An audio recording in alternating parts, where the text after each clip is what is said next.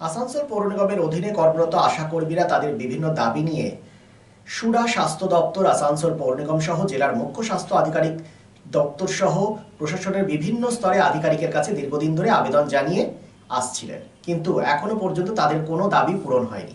শেষ পর্যন্ত তারা কর্মবিরতির ডাক দেন। বুধবার তারা আসানসোল পৌর নিগমের সুকান্ত ময়দান সংলগ্ন বড় অফিসে ধর্ণা অবস্থানে বসেন। তাদের দাবি মানা না হলে এই আন্দোলন চলতেই থাকবে বলে জানিয়েছেন তারা। বিষয়টি নিয়ে কি বক্তব্য উঠে এলো শোনাবো আপনাদের।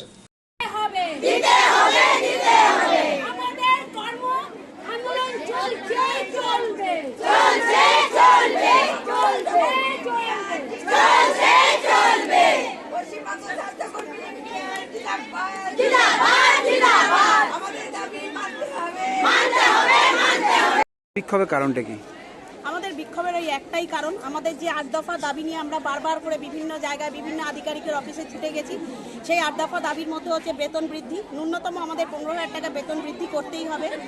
অবসরকালীন যে 65-তে যে 5 লক্ষ টাকা দেওয়া হতো, সেটা অনেক দিদিরাই 60 বছরের মধ্যে অসুস্থ হয়ে পড়ছে, তাদেরকে বসিয়ে রিটায়ারমেন্ট বেনিফিটটা সেই 5 লক্ষ টাকা দিতে হবে।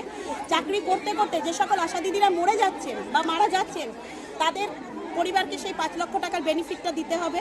ঠিক আছে, মাতৃত্বকালীন ছুটি আমাদেরকে দিতে হবে। এরকম বিভিন্ন রকম 8 দফা দাবি নিয়ে আমরা বহুবার স্বাস্থ্য ভবন, সুধা, মানে মাননীয় মুখ্যমন্ত্রীর কাছে বহুবার ছুটে গেছি, কিন্তু আমাদের কোনো সুরাহা কোনো কিছুই আমরা পাইনি। থেকে আমাদের মানে ধমকি দেওয়া হয় যে কেন আমরা বারবার ছুটে যাচ্ছি। আজকের ডেটে দাঁড়িয়ে 5,200 টাকায় এই দুর্মূল্যর বাজারে কি হয় আপনারা নিজেরাই বলুন না। হয়তো বহু দিদিরা যারা 22 বছর, 25 বছর, 29 বছর ধরে কাজ করছেন, তারা হয়তো 500 টাকায় ঢুকেছিলেন, আজকের ডেটে হয়তো দাঁড়িয়ে বলবেন যে 5,250 টাকা পাচ্ছেন।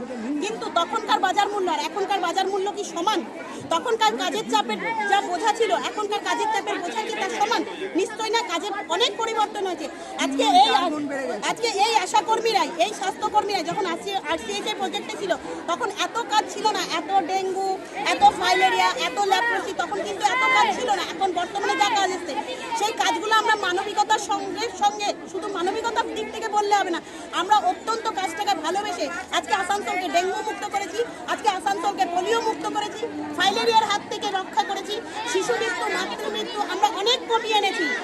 তাহলে সেই জায়গা থেকে আমরা কেন আমাদের পারিশ্রমিকটা পাবো না? তার জন্য কেন বারবার করে আমাদেরকে কর্পোরেশনে ছুটে যেতে হবে, বা কেন বারবার করে আমাদেরকে আধিকারিকদের বলতে হবে যে স্যার আমাদের এই টাকাটা বাকি আছে, আমাদের ওই টাকাটা বাকি আছে? আজকে হয়তো আমরা নিজেদের কাজের জন্য হয়তো আমরা ইনসেন্টিভ পাই, কিন্তু সেই ইনসেন্টিভ প্রথমে 1 মাস বাকি রেখে দেওয়া হলো, তারপরে 2 মাস বাকি রেখে দেওয়া হলো 1 মাসেরটা, তারপর 3 মাস, এই করতে করতে আজকে ইনসেন্টিভ আজকে 5 মাস এসে দাঁড়িয়েছে। 5 মাসের পরে আবার আমরা কোনো জায়গায় ডেপুটেশন দেবো, তারপরে হয়তো একটা টাকা ছাড়বেন। কেন আজকে আমাদের সঙ্গে এইরকম বঞ্চনার শিকার করা হচ্ছে? আমাদের না আছে কোনো সম্মান, না আছে কোনো মানে অস্তিত্ব, আমরা নিজেরাই জানি না। কখনো আমাদেরকে বলা হচ্ছে আপনারা সুধার লোক, কখনো আমাদেরকে বলা হচ্ছে আপনারা স্বাস্থ্য ভবনের লোক।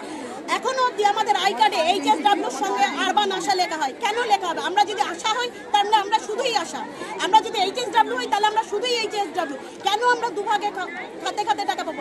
আমাদের মাননীয় মেয়র সাহেব 700 টাকার উৎসাহ ভাতা দেন, সেটাও 2 মাস 3 মাস বন্ধ থাকার পরে আবার যখন আমরা খোঁচা মারি, তখন হয়তো 2 মাসেরটা একবারে পাঠান, কিংবা সেটা একবারে পাঠান।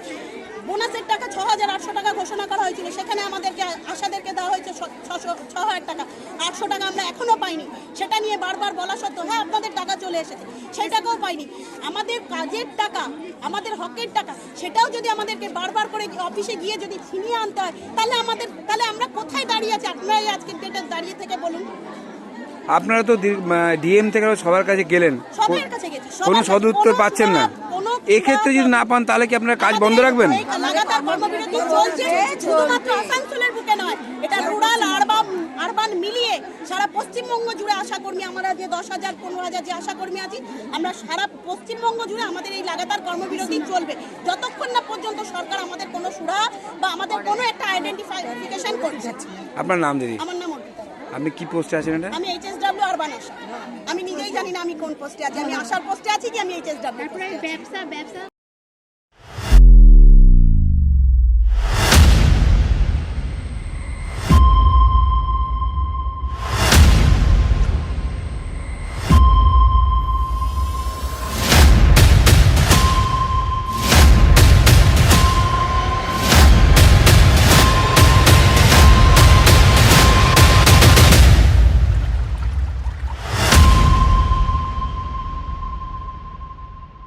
ক্রমশ বাড়ছে আসানসোল শিল্পাঞ্চলের আর্থিক এবং সামাজিক পরিসর।